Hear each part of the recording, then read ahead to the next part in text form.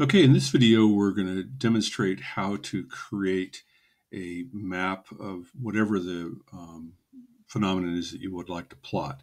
It could be plant distribution or migration of monarch butterflies, or it could be, in this case, we're going to do with the distribution of earthquakes and volcanoes to see if there's some kind of a pattern here.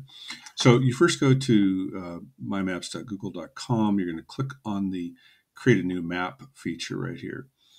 And so this opens up a blank map. And you'll notice over here that there's going to be different layers to that map. So first I'm going to title the map up here. So I'll put there earthquakes and volcanoes. Next thing we're going to do is we're going to take the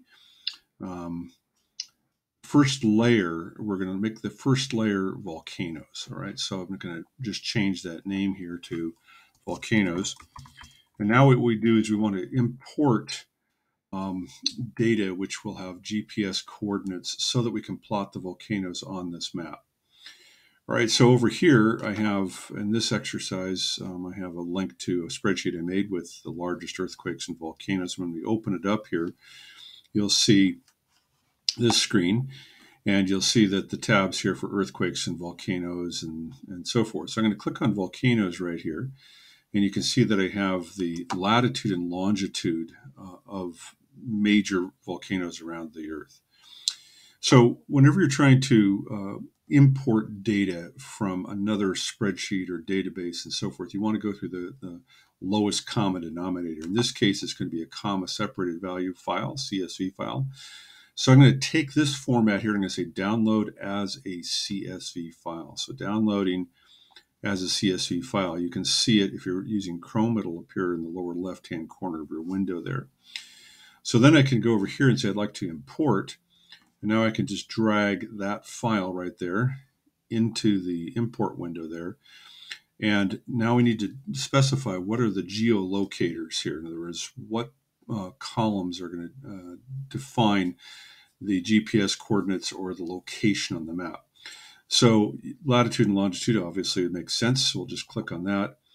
And then the second question we have to answer is to say what column do we want to pick here for place marks. We'll just choose the name of the mountain, the volcano itself.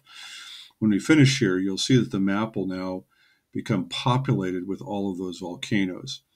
So it takes a moment, but there they are. There's all those volcanoes plotted.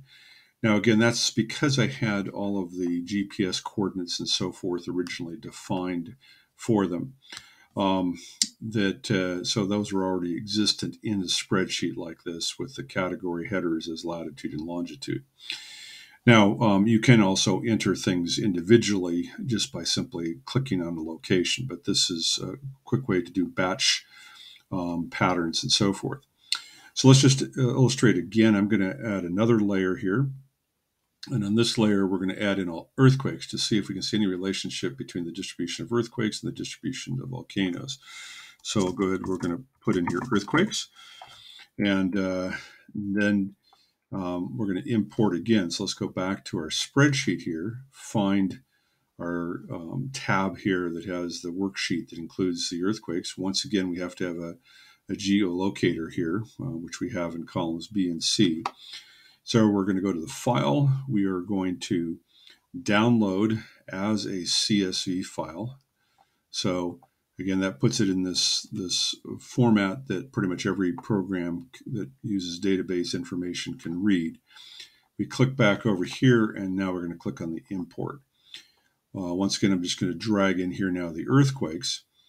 And so now the earthquakes will use the same geolocators. And in this case, we're going to put in for the column title, we'll just put in here the magnitude. All right. And we'll now finish here. So now we have a secondary layer, which has earthquakes on top of it.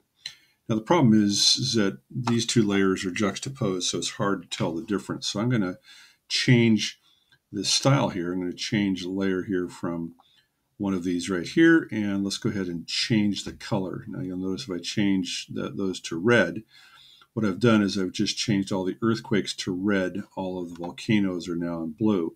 And so now we can see the distribution of those. And of course, students can easily see that there's a lot of similarity in the distribution of earthquakes and volcanoes.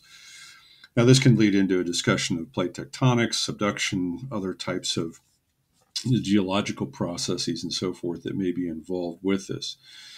If you're trying to illustrate other principles, like how does this correspond with topographic features and so forth, we can change the base map. I'm going to change the base map here to a satellite view map, and as I zoom in, you can see here down in the Andes here, we'll see a huge string of volcanoes, and then the earthquakes in another chain just slightly off to the left.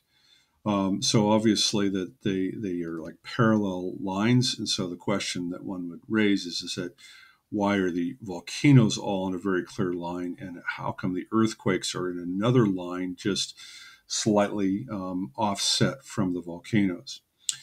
So we can again choose whatever base map format we want.